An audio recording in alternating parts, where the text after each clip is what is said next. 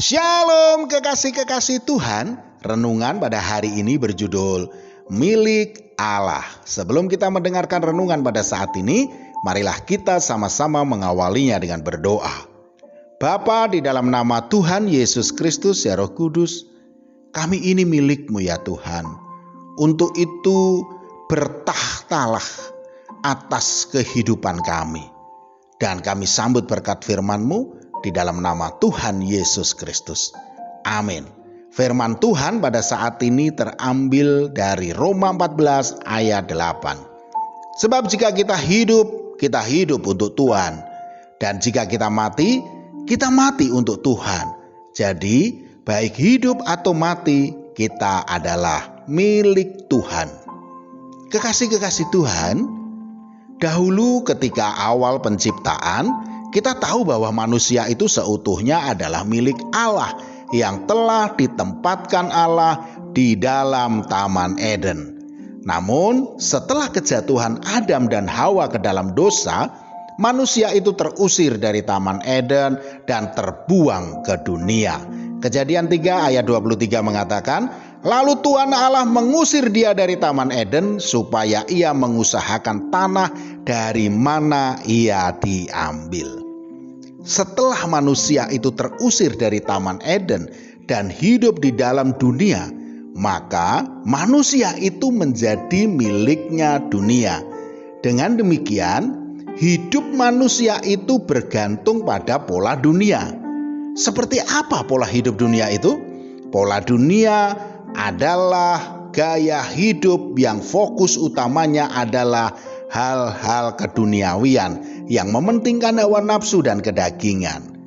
Rasul Paulus telah mendefinisikan perbuatan keduniawian ini atau kedagingan ini dalam Galatia 5 ayat 19 sampai dengan 21. Perbuatan daging telah nyata, yaitu percabulan, kecemaran, hawa nafsu, penyembahan berhala, sihir, perseteruan, perselisihan, iri hati, amarah, kepentingan diri sendiri, percideraan, roh pemecah, kedengkian, kemabukan, pesta pora, dan sebagainya. Terhadap semua itu kuperingatkan kamu, seperti yang telah kubuat dahulu, bahwa barang siapa melakukan hal-hal yang demikian, ia tidak akan mendapat bagian dalam kerajaan Allah. Namun perubahan besar terjadi, saudaraku, ketika Tuhan Yesus Kristus datang ke dunia. Dia membeli kita dari dunia supaya kita ini kembali menjadi miliknya.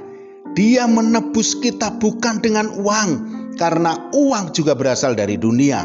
Juga bukan dengan emas, perak dan permata, karena hal itu juga bersumber dari dunia. Tetapi Tuhan Yesus Kristus menebus kita dengan darah yang mahal, yang bukan berasal dari dunia, yaitu yang berasal dari Allah itu sendiri.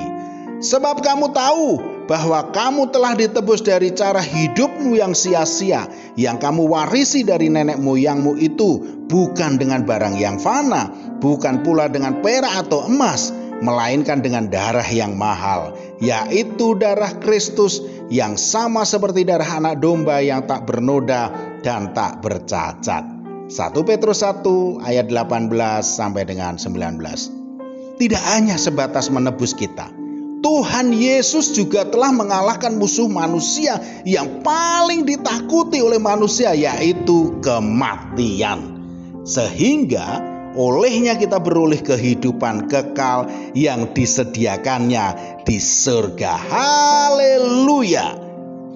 Saudaraku, dengan begitu kita ini sudah menjadi milik Allah kembali, yang adalah Allah Roh. Artinya hidup kita bukan lagi mengikuti pola dunia, tetapi kembali ke gaya hidup rohani. Karena kita sekarang adalah manusia rohani, bukan manusia dunia lagi. Mari kita tanggalkan manusia lama kita, saudaraku, yang lebih mementingkan kesenangan duniawi dan juga yang memandang kebahagiaan itu dan kesuksesan itu dari sisi materi semata, dengan lebih mengutamakan Allah dan menjadi pelaku-pelaku firman-Nya. maka percayalah, sukacita dan damai yang sejati akan kita alami sepanjang hidup kita. Amin. Mari kita berdoa. Bapa, di dalam nama Tuhan Yesus Kristus ya Roh Kudus, inilah kami yang adalah milik-Mu. Untuk itu pakailah kami seturut kehendak-Mu di dalam rancangan-Mu. Dalam nama Tuhan Yesus Kristus, amin. Selamat beraktivitas dan tetap semangat. Tuhan Yesus Kristus memberkati.